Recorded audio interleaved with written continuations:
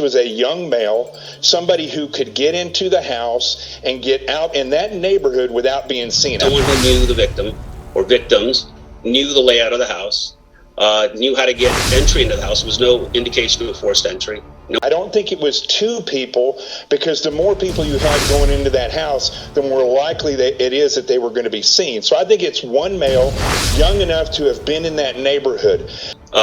He had to be somewhat confident.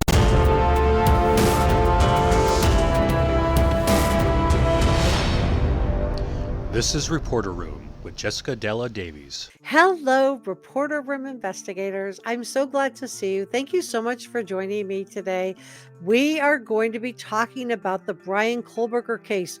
My name is Jessica Davies. I'm an investigative journalist, and my job is to investigate crimes, potential suspects, and criminals, and teach you how to consider suspects, crime scenes, and evidence. Please subscribe, hit the notification bell, and would you please give this video a thumbs up so I know you were here?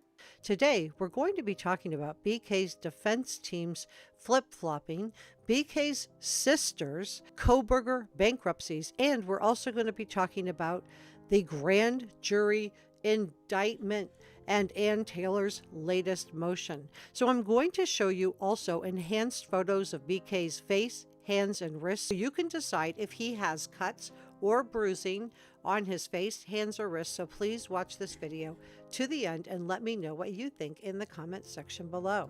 Is Ann Taylor and BK's defense team trying to manipulate or scoot around the gag order to promote conspiracy theories of somehow everyone, the court and the prosecution, are withholding information from the public?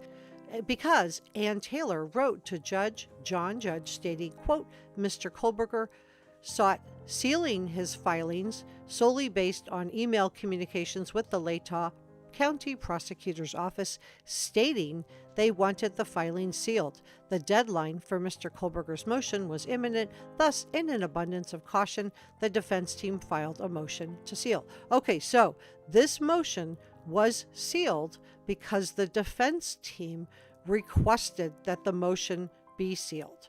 Just want to make that clear. So now the defense team is now writing, asking to remove the seal of this motion. She now wants it unsealed, claiming that there is no bias for sealing the prior filing.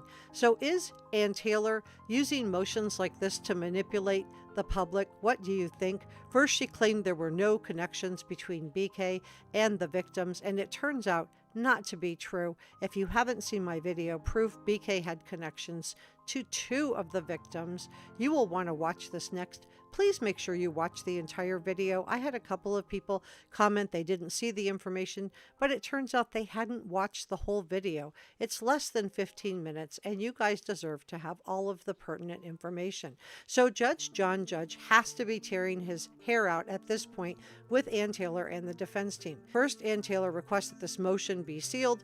Now she doesn't want it sealed. He has dismissed two of the defense team's motions to have the grand jury indictment be dismissed.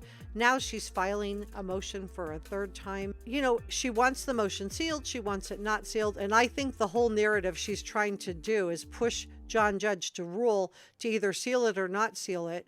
Because do we have a gag order in place or do we not have a gag order in place? Because if we're just going to cherry pick what motions are unsealed, I don't think that's fair to all of us in the public. I would like to see all of the evidence. What about you guys? However, BK does have a right to a fair trial, and that is the purpose of this gag order. I am really curious of what you guys think. Now, I'm going to be sharing information on Kohberger bankruptcies and Bryan Kohberger's sisters in just a moment, and I'm going to show you photos of his hands, wrists, and face so that you guys can decide if you see any cuts or bruises for yourselves. These are enhanced photos. So now the defense has claimed that BK was not at the crime scene and was driving around alone the night that Maddie, Xana, Ethan, and Kaylee were done away with on November 13th of 2022. However, law enforcement states that BK visited that area 12 times leading up to November 13th of 2022, and he turned off his phone during the crimes. Now, I'm going to be sharing information on Kohberger bankruptcies and Bryan Kohberger's sisters in just a moment, and I'm going to show you photos of his hands, wrists, and face so that you guys can decide if you see any cuts or bruises for yourselves. These are enhanced photos. So investigators tested DNA from a trash can outside Bryan Kohberger's family's Albrightsville, Pennsylvania home against the DNA found on the knife sheath at the 1122 King Road house. This was one of 2 DNA tests that were done. Testing determined that a 99.9998% of the male population would be expected to be excluded from the possibility of being BK's biological father. That's really a high probability. And the reason they had to get DNA from Michael, who is BK's father, is because BK was reportedly wearing gloves, separating out his trash from his parents' trash, and placing his own trash in garbage cans that belonged to the neighbors. Now, I don't know about you, but when I visit my parents, I don't separate my trash from my trash from my parents' trash and then take my own personal trash, walk down, because these houses are spread out in Bryan Kohberger's parents' neighborhood. They're not close together. Walk a little ways and go into my neighbor's trash can and only put my garbage in there. I don't know. What do you guys think? However, this is not the DNA that's even going to be presented by the prosecution at the trial. There's been a lot of confusion about this. This garbage can, trash can DNA is not going to be used by the prosecution at the trial. The prosecution is going to be presenting the DNA that was collected from BK with a court order because BK refused to provide his DNA to exonerate himself. The prosecution are going to present a cheek swab that they collected after BK was arrested that was more than an octillion match. Million is 1, billion is 2, octillion is 8. An octillion plus match to the DNA located on that knife sheath. Let me know what you think about all of this. So both BK's sisters have been reportedly fired from their jobs. I don't think this is fair. I'm going to be talking about the Kohberger bankruptcies in just a second, but I don't think it's right that his sisters were fired from their jobs. They didn't do anything wrong.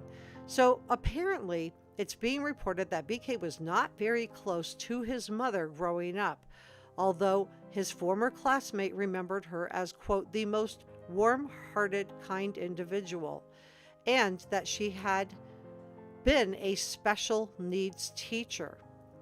So apparently BK was aggressive and had social issues socializing with other people. So both parents have been described by the majority of people as genuinely kind people. So his parents have faced some financial difficulties in the past, and I'm going to show you images of BK's hands, wrists, and face in just a moment, so please stay with me. BK's parents have faced financial difficulties in the past. Records show that they filed for Chapter 7 bankruptcy twice, once in 1996 and a second time in 2010. I don't know if any kind of financial problems contributed to tension in the household. I've pointed out to you guys in the past that I thought it was interesting that BK's sisters both have degrees in the mental health field, and BK also has a bachelor's degree in psychology. So it's interesting that all 3 young people went into psychology, and it makes me wonder what was going on in the house.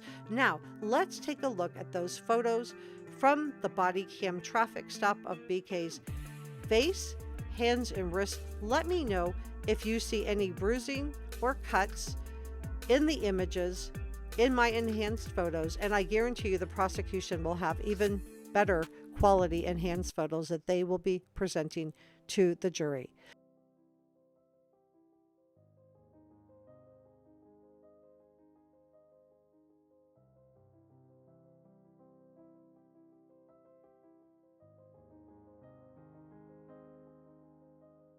So let me know what you think about Bryan Kohberger in the comment section below. Do you think he's innocent? Do you think he's guilty? Do you think you're not sure? Are you on the fence? If you are, I think that's an okay place to be because we haven't seen all of the evidence in the trial, but I am really curious of what you guys think. Subscribe.